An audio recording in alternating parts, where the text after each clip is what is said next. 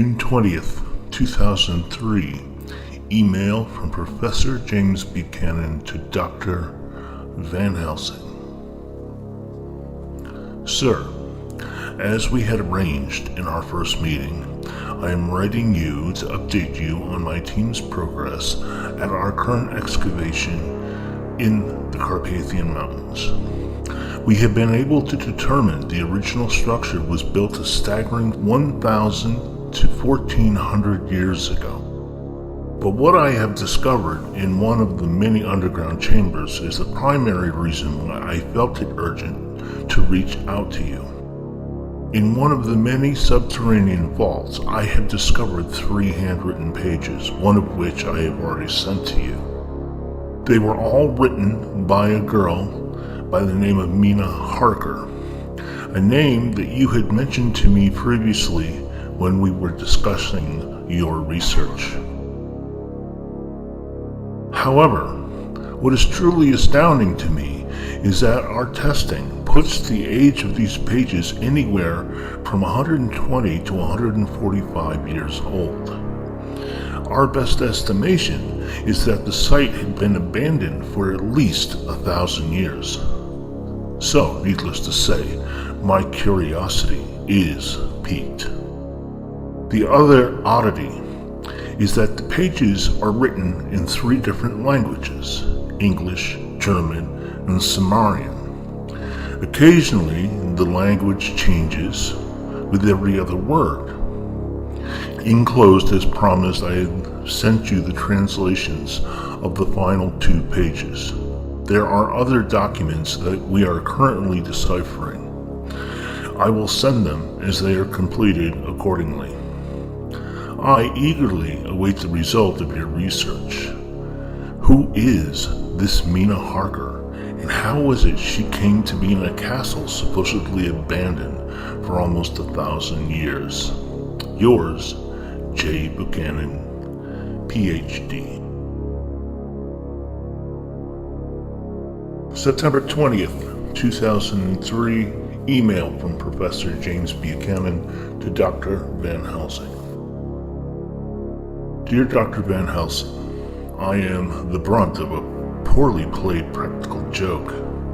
I would dismiss it all as such if not for the dates and times in question. We ran the same dating tests on the 3rd page, and, like the other 2, showed the same result. The note speaks of vampires, demons, mad doctors, and Dracula himself, no less. My education tells me that Dracula was a Romanian hero, and the invention of a Victorian-aged author.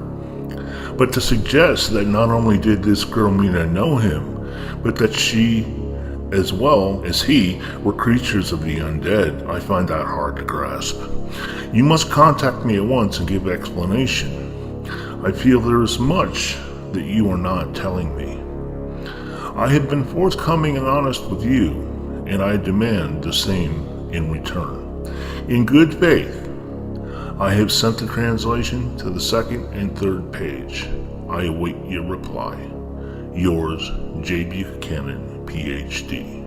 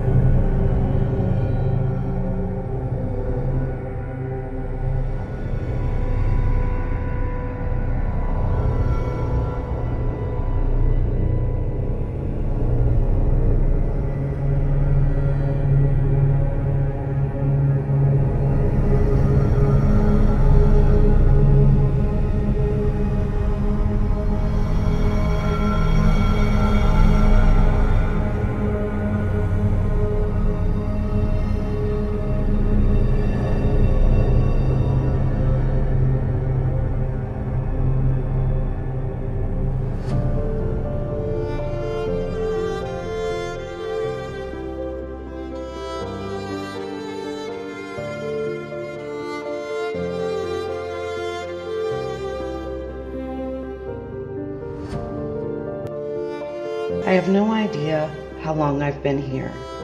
I have no sense of time either coming or going. I have found that I can venture out in the daylight, however, it leaves me in a weakened state.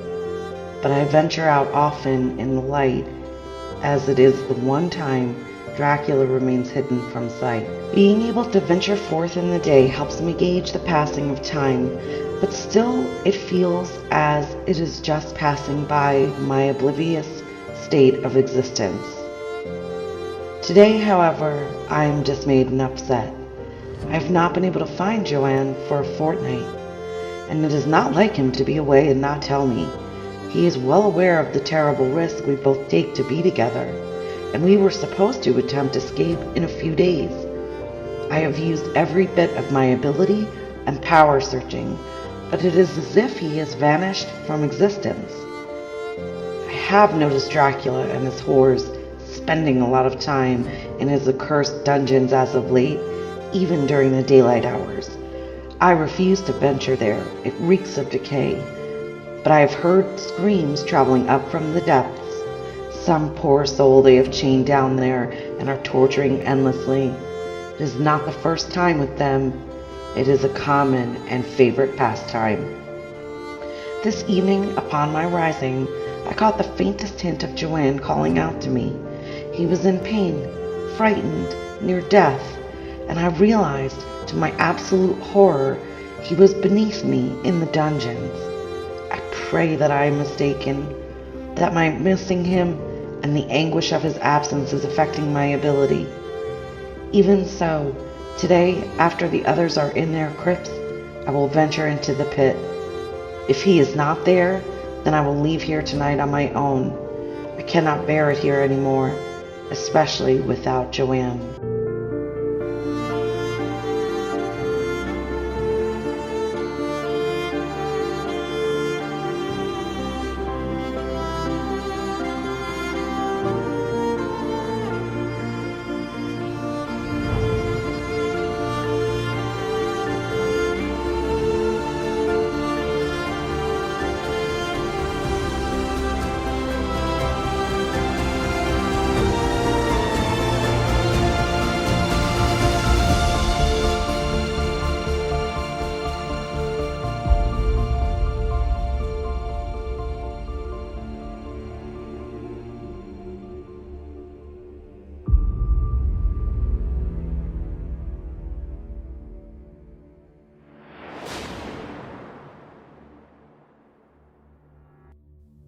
I am undone, all hope erased. Upon venturing into the dungeons, I did in fact find Joanne, chained to a wall, both arms and legs broken, covered in countless bites, his manhood torn from his body. I broke him free from his bonds, and as I held his broken body in my arms, he quietly passed from this world. Events became clear to me then. Dracula, or one of his bitch brides, had followed me to my lover's side, and Dracula extracted his revenge with unbound misery and cruelty. Never in my existence have I felt such sorrow, such loss. For 2 days I sat there holding him in my arms, and eventually the sorrow and pain began to be replaced with rage, with violence. As I emerged from the dungeon, it was midday. I made my way to the resting place of one of the brides. Falling upon her with my elongated teeth, I tore her throat and drank deeply. I kept tearing until her head fell to the floor. Then I replaced this action until all the brides, slaves, and servants were dead and drained. Never have I felt such power, such rage and hatred. It was then I made my way to Dracula's inner sanctum. Upon entering, I could smell his fear. He tried to escape, but by a power I never knew, I held him in place. "You belong to me," he screamed. "I am master here." I slowly walked toward him. No fear, just a seething, molten rage. "You," I said, "are nothing but food." With a move so fast even I could not see it occur, in one fluid motion I slammed my fist through his chest, tore out his unbeating heart, and devoured it. Then, focusing all my rage with one clawed hand and one strike, I ripped his foul head from his body. I must leave here.